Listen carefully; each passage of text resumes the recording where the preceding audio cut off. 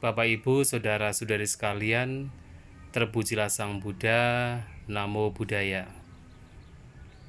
Ya, pada kesempatan kali ini saya akan membahas satu sutta yang terdapat di dalam Anguttara Nikaya Pancakanipata. Sutta ini sangat penting, sehingga mari kita bersama-sama untuk melihat suttanya dan kita bahas. Ya, inilah suttanya. Suttanya bernama Vimutayatana Sutta. Kalau kita lihat dari makna Vimutayatana Sutta, maka khotbah Sang Buddha ini berkaitan dengan landasan yang membawa kepada pembebasan atau vimuta, atau dengan kata lain yang membawa kepada nibbana. Dan ini salah satu khotbah yang penting untuk kita memahami. Nah, di awal khotbah ini Sang Buddha memberikan satu pernyataan yang bisa kita lihat bersama-sama.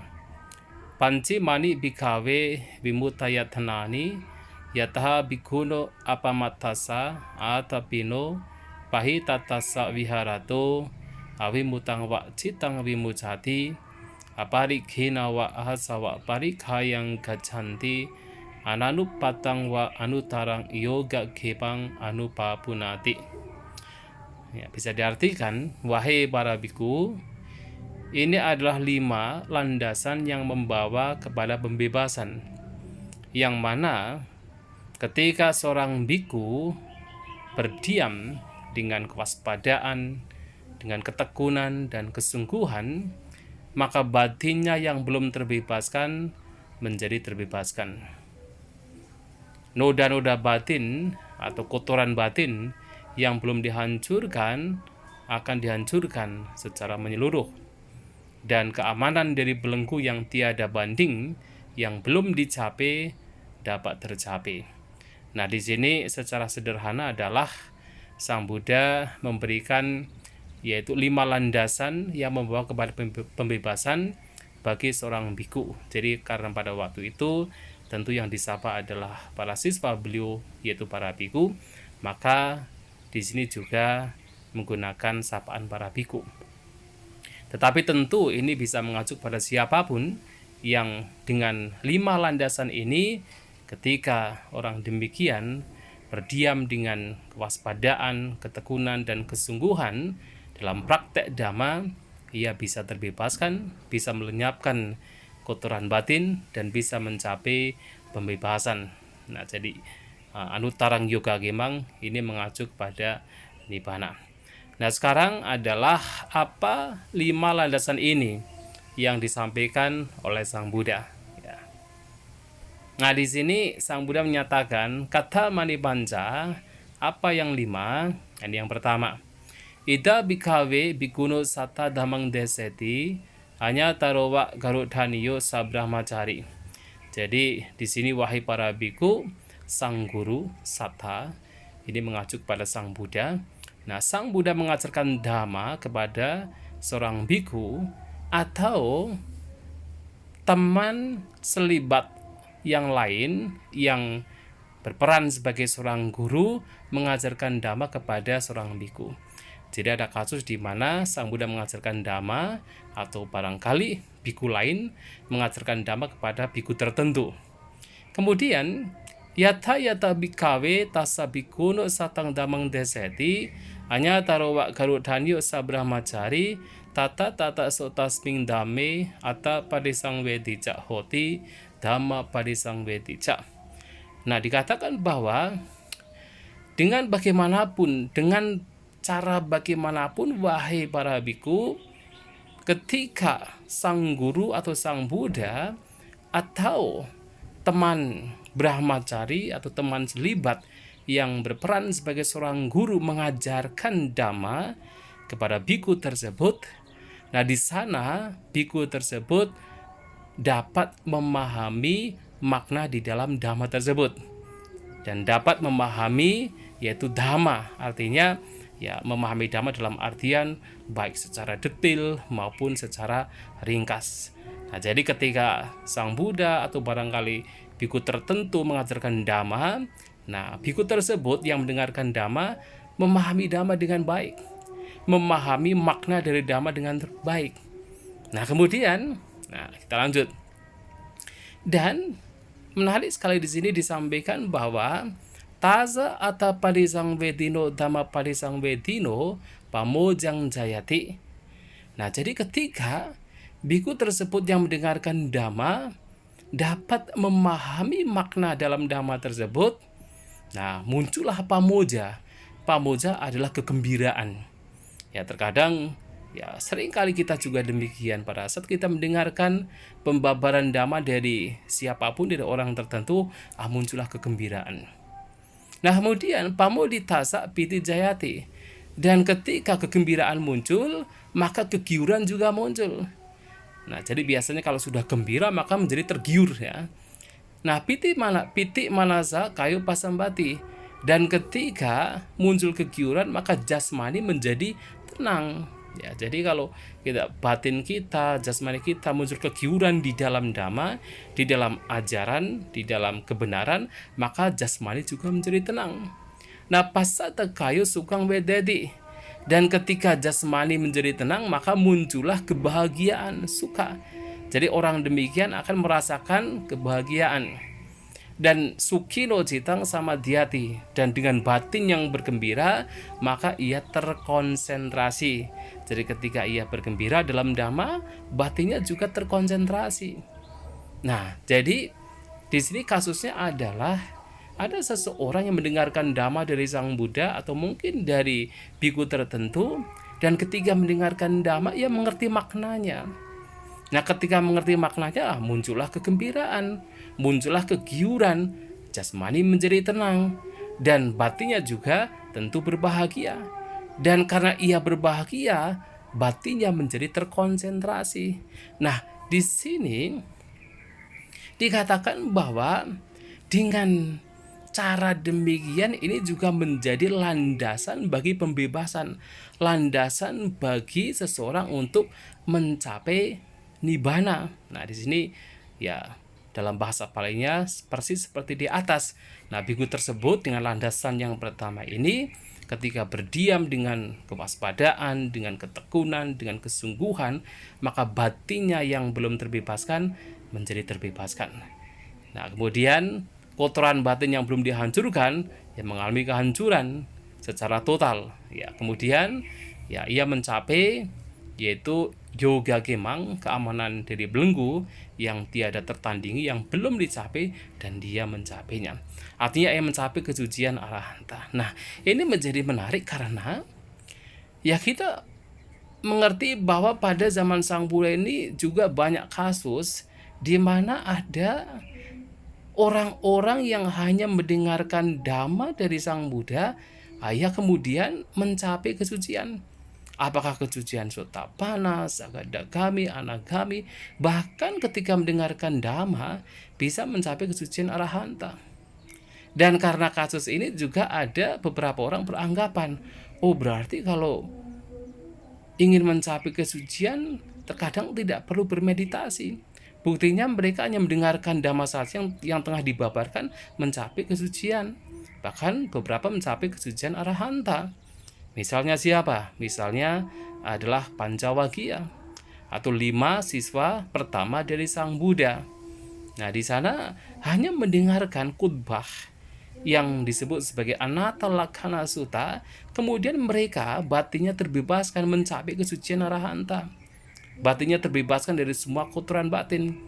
Nah, kemudian ada orang beranggapan, berarti hanya mendengarkan Dhamma bisa mencapai kesucian, tidak perlu bermeditasi. Nah, tetapi kalau kita melihat dari apa yang disampaikan Sang Buddha di sini, memang dengan mendengarkan Dhamma seseorang bisa mencapai kesucian. Tetapi saat mendengarkan Dhamma, ia pun juga sebenarnya sedang mengembangkan batin. Karena apa? Ketika mendengarkan Dhamma, dia tahu makna di dalam Dhamma tersebut, tahu maknanya, tahu Dhamma tersebut baik secara ringkas maupun secara detail. Dan karena mengetahui, batinnya menjadi apa? Menjadi bergembira, muncul kegiuran, muncul yaitu kebahagiaan jasmani menjadi tenang, dan konsentrasi samadhi juga muncul. Artinya saat mendengarkan Dhamma itu sendiri, dalam waktu itu batinnya itu mengalami pengembangan. Batinnya itu sedang yaitu diolah. Inilah yang disebut sebagai meditasi.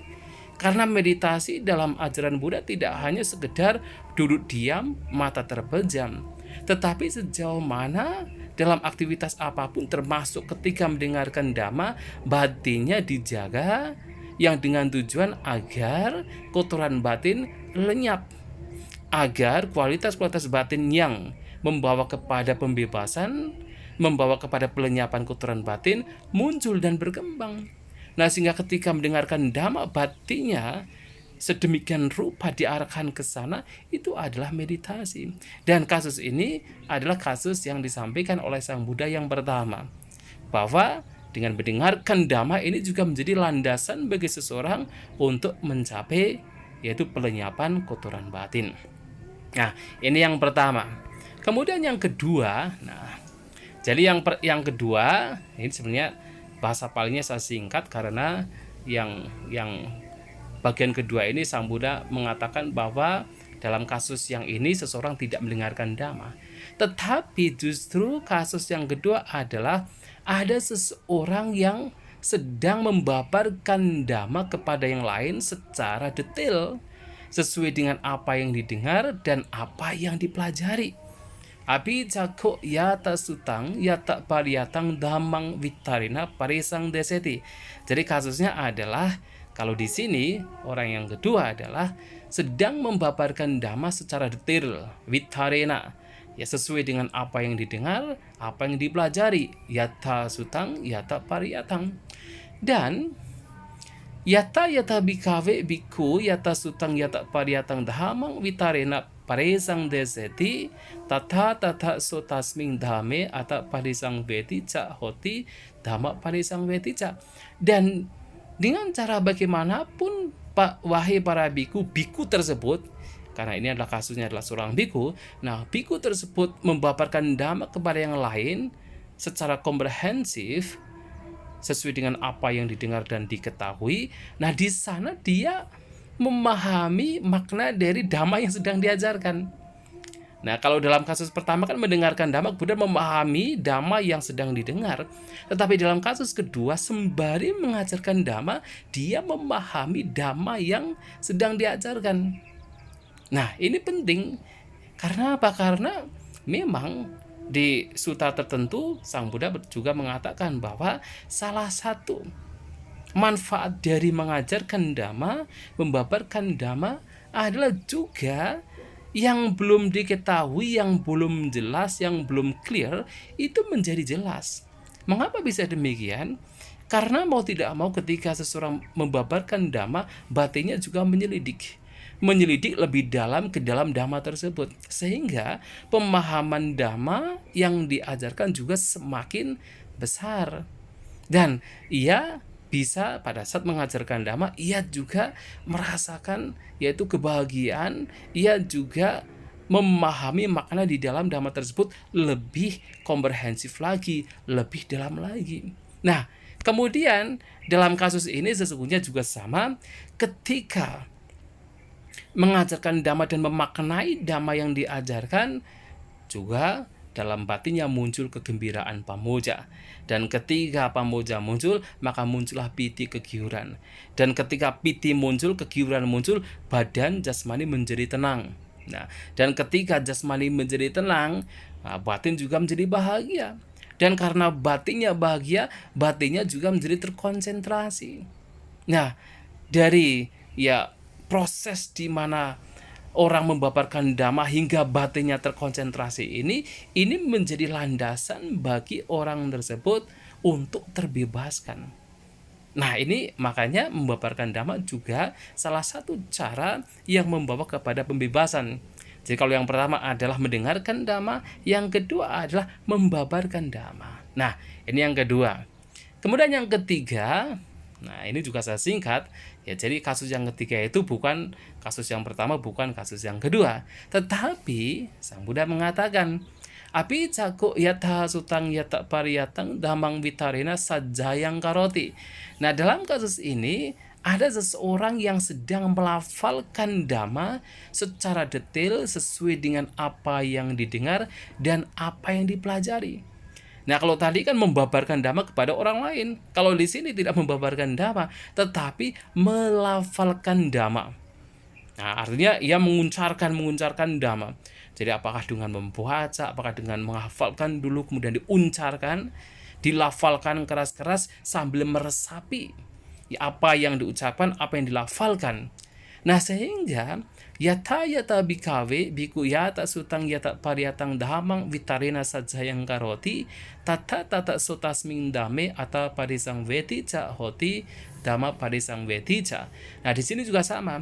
Wahai para biku, dengan cara bagaimanapun biku tersebut melafalkan dhamma dengan detail sesuai dengan apa yang didengar dan apa yang dipelajari. Nah, dia juga mampu memahami makna di dalam dhamma yang sedang dilafalkan. Dan dia juga mampu memahami dhamma baik secara detail maupun secara ringkas. Nah, sembari dia melafalkan, dia meresapi, dia merenungi, dia menyelidik, sehingga dia mampu memahami makna di dalam dhamma tersebut. Dan ketika itu terjadi, persis seperti dalam kasus yang pertama dan yang kedua, muncullah kegembiraan pamoja. Dan ketika kegembiraan muncul, maka muncullah piti, kegiuran. Dan ketika kegiuran muncul, maka di sana muncullah yaitu jasmani yang menjadi tenang, ya, jadi pasadakayo. Dan ketika jasmani menjadi tenang, maka ia menjadi bergembira, menjadi bahagia sukang. Nah, batinnya menjadi bahagia. Dan ketika batinnya bahagia, maka batinnya juga menjadi terkonsentrasi. Nah, ini juga landasan yang membawa kepada pencerahan. Jadi dengan melafalkan apa yang di dhamma yang diketahui, yang dipelajari, itu juga bisa membawa proses demikian, bisa membawa kepada pelenyapan kotoran batin, bisa membawa kepada yaitu pencapaian kesucian, pencapaian nibbana. Nah, itu juga bisa terjadi. Nah, itu kasus yang ketiga. Ya, kemudian kasus yang keempat, nah, mari kita lihat.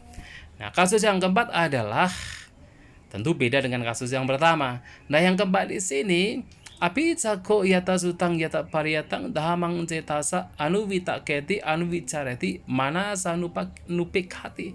Nah, dalam kasus ini, nah, seseorang di sini karena dari awal Sang Buddha memberikan yaitu pembabaran dhamma kepada para siswa beliau, para biku, maka di sini adalah kasus seorang biku. Nah, dalam kasus yang keempat ini, seorang biku dengan pikirannya merenungkan, mempertimbangkan dan menyelidiki dhamma yang sesuai dengan apa yang ia dengar, sesuai dengan apa yang ia pelajari. Dan juga sama bahwasanya ketika ia merenungkan, mempertimbangkan, menyelidiki dhamma yang ia telah dengar dan ia pelajari, maka ia pun juga memahami dhamma tersebut, memahami makna di dalam dhamma yang ia selidiki menggunakan batinnya, mengerti dhamma baik secara detail maupun ringkas, dhamma yang ia sedang selidiki menggunakan batinnya. Nah, juga dalam kasus ini, ya ini saya cut bahasa palinya, persis yang nomor 2 dan 3. Nah, biku tersebut atau orang demikian yang menyelidiki dhamma dengan batinnya, ia merasakan kegembiraan, ia merasakan kegiuran, jasmaninya menjadi tenang, batinnya menjadi bahagia, dan pada akhirnya membawa kepada konsentrasi batin. Nah, ini juga landasan yang membawa kepada pencerahan. Artinya, dengan seseorang merenungkan dhamma, ini arah tujuannya adalah membuat batin menjadi terkonsentrasi, citang samadhiyati. Dan tentunya ketika batin terkonsentrasi, nah ini menjadi landasan bagi orang demikian mengarahkan batin yang terkonsentrasi untuk pelenyapan kotoran batin.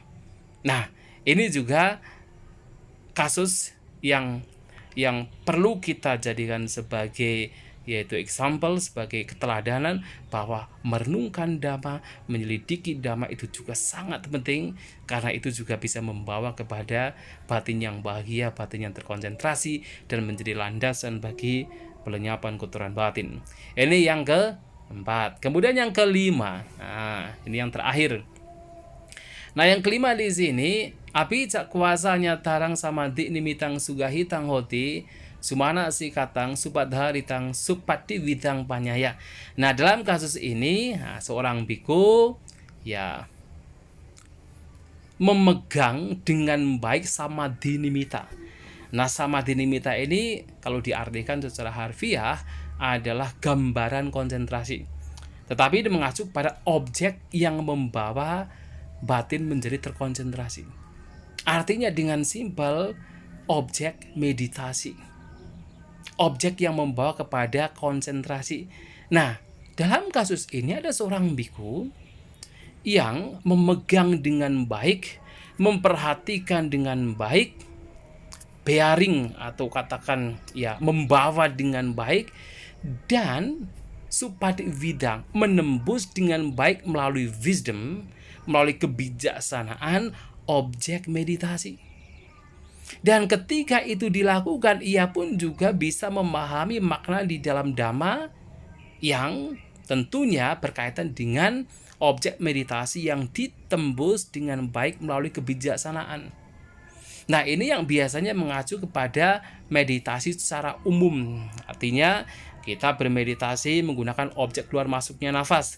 Nah objek keluar masuknya nafas ini yang menjadi yaitu objek yang membawa kepada ketenangan, membawa kepada konsentrasi, kemudian dipegang dengan baik, diperhatikan dengan baik, dan yang terpenting lagi ditembus dengan baik menggunakan wisdom, menggunakan kebijaksanaan.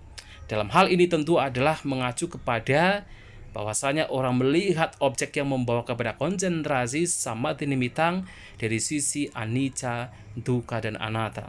Ketidakkekalan, dukkha, ketidakpuasan, penderitaan, dan juga anatma atau anatta, bahwa itu adalah kosong dari diri. Nah, dengan demikian pun ini juga membawa kepada seseorang untuk mengerti makna di dalam Dhamma dan juga memahami Dhamma baik secara ringkas maupun secara detail. Dan ini pun juga menjadi landasan bagi seseorang untuk mencapai pencerahan. Mengapa? Karena dengan cara demikian maka muncullah pamoja, kegembiraan, muncullah piti, kegiuran, muncullah ketenangan, muncullah kebahagiaan batin, dan batinnya menjadi terkonsentrasi. Dan itu juga menjadi landasan bagi pencerahan. Nah, ini adalah 5 landasan bagi pembebasan, landasan bagi pencerahan atau pencapaian nibbana, pencapaian kesucian atau pencapaian pelenyapan dari segala bentuk dukkha, dari segala bentuk kotoran batin. Jadi yang pertama dengan mendengarkan Dhamma. Nah, kita bisa melihat dalam kasus-kasus pada zaman Sang Buddha banyak orang mendengarkan Dhamma, pada waktu itu orang demikian mencapai pencerahan. Ya karena batin menjadi bergembira, batin menjadi terkonsentrasi. Kemudian dalam kasus kedua adalah seseorang justru membabarkan Dhamma kepada yang lain. Kasus yang ketiga, seseorang yaitu melafalkan Dhamma, menguncarkan Dhamma. Nah, seperti kalau misalnya kita melakukan ITC, International Tipitaka Chanting, atau Indonesia Tipitaka Chanting, sembari melafalkan Tipitaka, melafalkan suta-suta, kita resapi, kita pahami maknanya, itu juga bisa membawa ke sana ya.